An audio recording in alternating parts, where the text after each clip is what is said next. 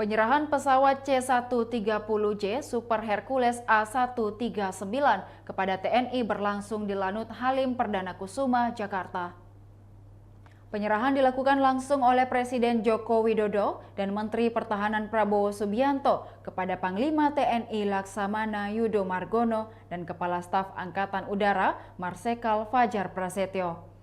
Usai penyerahan simbolik kunci pesawat C-130J 30 Super Hercules, Presiden Jokowi kemudian melakukan pelepasan tirai logo Skuadron Udara 31, dilanjutkan dengan memecahkan kendi dan menyiramkan air kembang ke badan pesawat.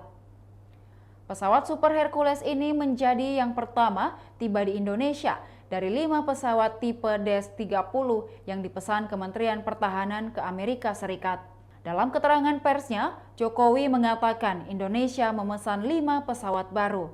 4 pesawat lainnya akan datang pada Juni, Juli, Oktober 2023, dan Januari 2024. Alutsista ini menjadi kebanggaan karena Indonesia jadi negara pertama yang memiliki Super Hercules di Asia Tenggara.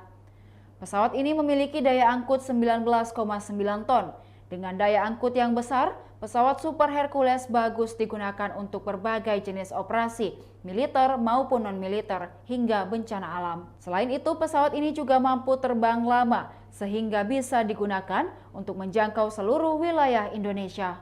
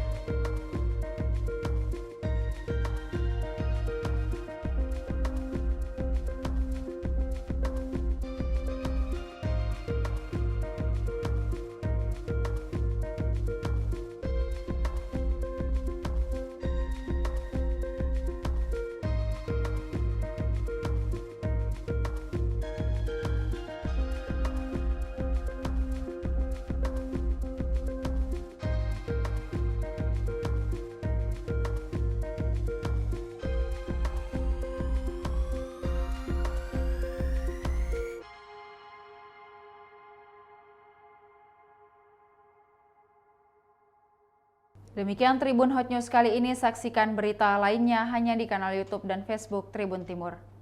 Terima kasih sudah nonton, jangan lupa like, subscribe, dan share ya!